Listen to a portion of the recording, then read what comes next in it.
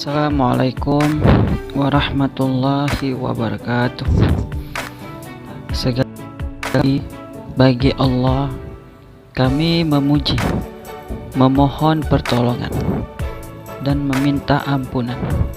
Kami berlindung kepada Allah dari keburukan jiwa dan kejelekan amal perbuatan kami.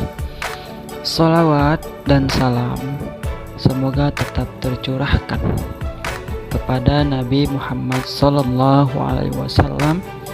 yang diutus sebagai rahmat bagi seluruh alam, serta para sahabatnya dan mereka yang menyerukan dakwanya sampai hari pembalasan.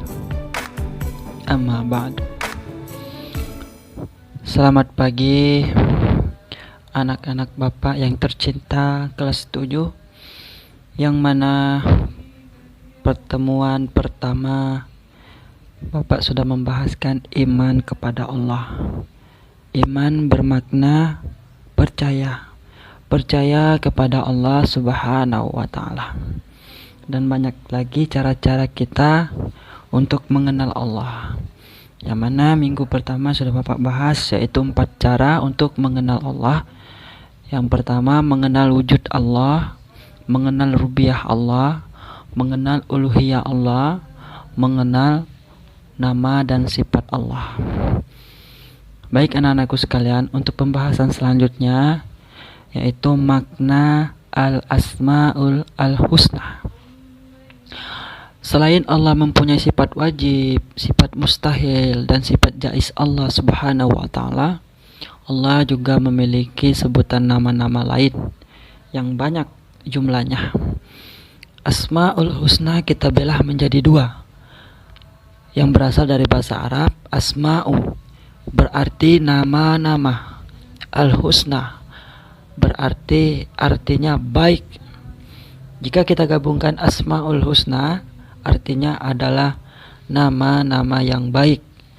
Nah, nama-nama ini berjumlah 99 yang tercantum dalam Al-Quran sebagaimana firman Allah yang artinya hanya milik Allah asmaul husna, maka bermohonlah kepadanya dengan menyebut asmaul husna itu, dan tinggalkanlah orang-orang yang menyimpang dari kebenaran dalam menyebut nama-namanya.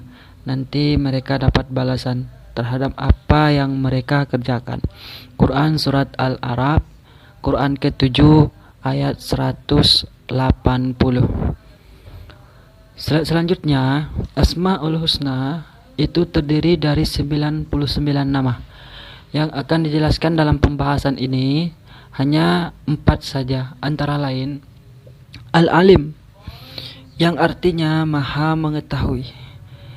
Al-Alim ini dijelaskan dalam Al-Quran pula, yaitu Quran Surat Al-An'am, Quran ke-6 ayat 59. Yang kedua, Al-Khabir, artinya maha teliti, dijelaskan dalam Al-Quran, Quran Surat At-Taubah, Quran ke-9 ayat 16.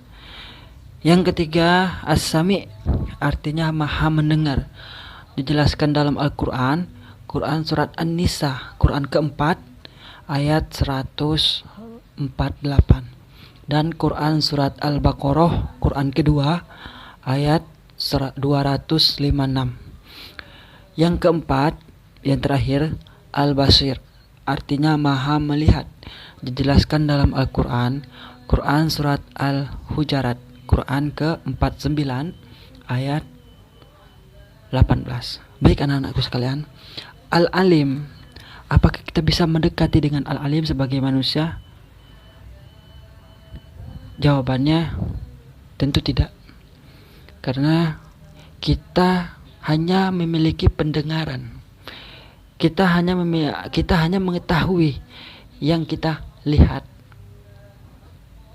Ya. Jika Allah dikatakan maha mengetahui, dia bisa melihat seluruh alam semesta ini. Baik, salah satu contohnya, daun yang jatuh, itu dia mengetahui semua. Salah satu contohnya lagi, perkataan kita terniat dalam hati kita untuk mencelakai seseorang, Allah sudah mengetahui. Orang itu mengetahui nggak bahwasanya kita sudah punya niat untuk mencelakai seseorang? Tidak. Nah, kita sebagai hambanya hanya bisa mengetahui saja apa yang kita lihat. Kita tidak bisa mengetahui apa yang tidak kita bisa lihat. Nah, itu makanya Allah itu dinamakan Maha Mengetahui. Dia bisa mengetahui semuanya. Baik, yang kedua Al-Kabir. Al-Kabir ini Maha Teliti. Allah itu teliti banget, ya. Sampai pada akhirnya, contoh, planet berputar mengikuti arusnya. Itu dengan kuasa Allah. Dia teliti banget untuk putaran pada arusnya. Nah, selain itu apa lagi? Banyak lagi contoh-contoh yang lain. Ya. Baik, yang ketiga As-Sami.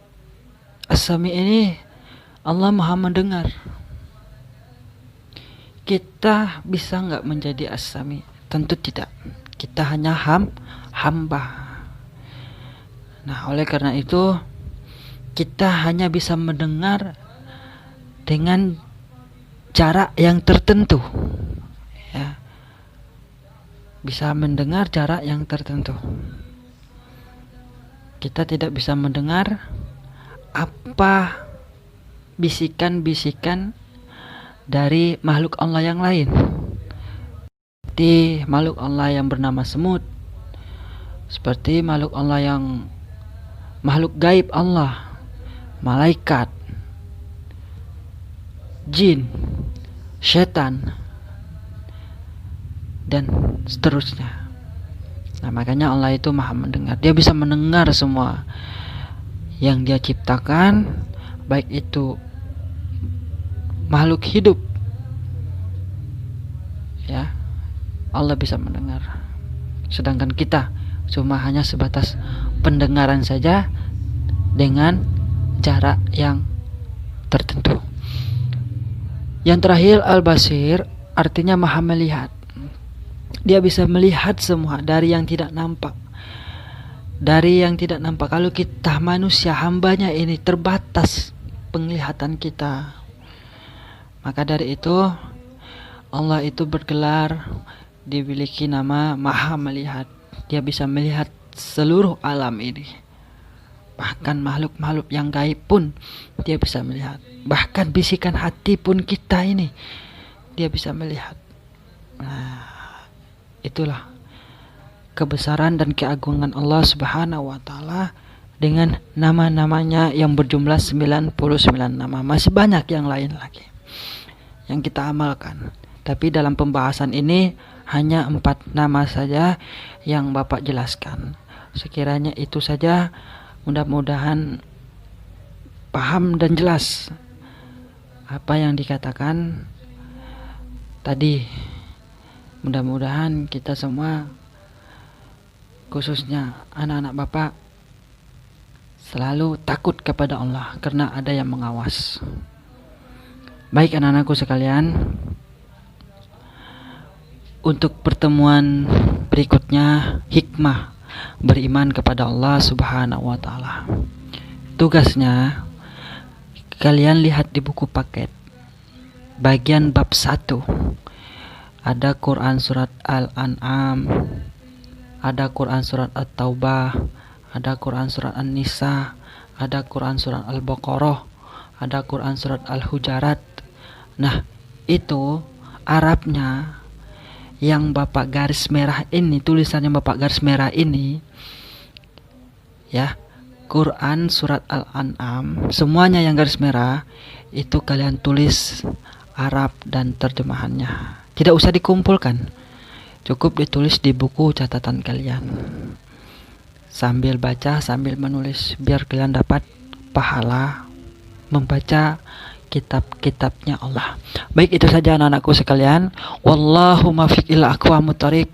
Wassalamualaikum warahmatullahi wabarakatuh. Selamat mengerjakan.